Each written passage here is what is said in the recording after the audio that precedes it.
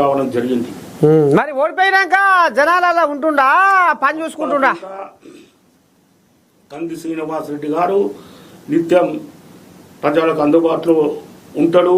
ఎప్పుడైనా పార్టీ కార్యక్రమాలు ఉన్నప్పుడు, ఇతర కార్యక్రమాలు ఉన్నప్పుడు హైదరాబాద్ వెళ్ళి రావడం జరుగుతుంది తప్ప ఏదో ప్రతిపక్షాలు చేసేటువంటి దుష్ప్రచారం అదంతా అంటే ఓడిపోయినా కానీ జనాలలో ఉంటుండా ప్రచారం తప్ప ఇంకోటి కాదనే విషయం కూడా మీకు నేను తెలియజేస్తున్నా.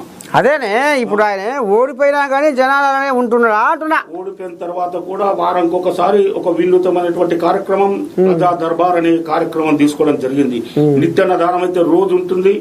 అది కాకుండా ప్రజా దర్బార్కి వచ్చిన వాళ్ళందరికీ కూడా భోజనాలు పెట్టించడం, వారి సమస్యలు కలెక్టర్ గారికా, ఆర్డీఓ గారికా, ఎంఆర్ఓకా, ఎంపీడీఓలకా, అవసరమైతే మంత్రులకా మరి లేఖలు ఇచ్చి వారి పనులు చేయడానికి కంది శ్రీనివాసరెడ్డి గారు ప్రజా దర్బార్లో నిత్యం 12-13 గంటలు పొద్దున 10కి వచ్చి దాదాపు రాత్రి 9-10 వరకు కూడా ప్రజా దర్బార్ కార్యక్రమం నిరంతరంగా కొనసాగుతూ ఉంటుంది.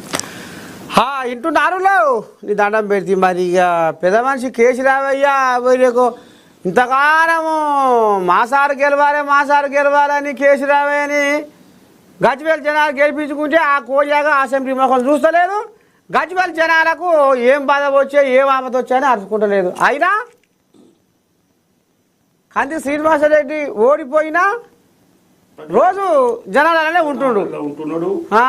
ఎవరు వచ్చినా మరి ఇక్కడ కంది శ్రీనివాసరెడ్డి గారు ఏదైనా కార్యక్రమాలకు, పార్టీ కార్యక్రమాలకు, తన వ్యక్తిగత కార్యక్రమం ఇక్కడ హైదరాబాద్ వెళ్ళినప్పుడు మరి మేము ఇక్కడ కాంగ్రెస్ పార్టీ ఎవరు ప్రజలు వచ్చినా వారికి వారి సమస్యల పరిష్కారానికి మా వంతు సహకారం ఉంటుంది. మొత్తం ఇక్కడ కంది శ్రీనివాసరెడ్డి గారి తాట వ్యవస్థ ఏ విధంగా ఉన్నదంటే మొత్తం ఒక స్టాఫ్ ఉంది. స్టాఫ్ మరి పిఏలు ఉన్నారు. సరే, ఇప్పుడు ఒక మాట, ఈ భూమ పెట్టే ఆలోచన ఎట్లా వచ్చింది? అదే ఆదిలాబాదు జిల్లా పూర్వ జిల్లా చరిత్రలో ఇప్పటి వరకు అతి చిన్న వయసులో 38-39 ఏళ్లకే ఇటువంటి నిర్ణయం తీసుకోవడం, ఆయన పేదలకు ఒక పూట భోజనం పెట్టాలనే ఆలోచన రావడం అది చాలా గొప్ప ఆలోచన. మరి ప్రజలు కూడా, ఈ నియోజకవర్గంలోని ప్రజలు కూడా, పేదలు కూడా వీరిని ఆశీర్వదిస్తా ఉన్నారు.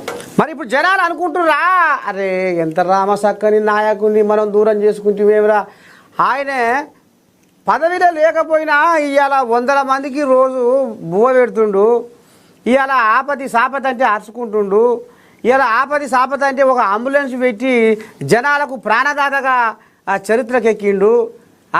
మరి ఇవాళ ఈ సమస్య అని ఆ సమస్య అని, అయ్యా నాకు ఈ సమస్య వచ్చింది ఎట్లా అని పోతే ఇవాళ దాన్ని దగ్గరుండి మాట్లాడి తశ్వ చేస్తుండు. మరి ఈ రకంగా అంటే పదవి లేకపోయినా ఇంత రామసకదనంగా చేస్తుండు మనిషి. ఇంకా పదవి ఉంటే ఇంకెట్లా చేస్తున్నావు ఏం కథ అనేది ఏమన్నా జనాలు అనుకుంటురా ఊర్లో పోతే? వాస్తవం అంటే ఇంత మంచి నాయకుడిని మరి ఓడగొట్టుకోవడం మా పొరపాటు అనేది బాధపడుతున్నమాట వాస్తవం. ఎందుకంటే కంది శ్రీనివాసరెడ్డి గారికి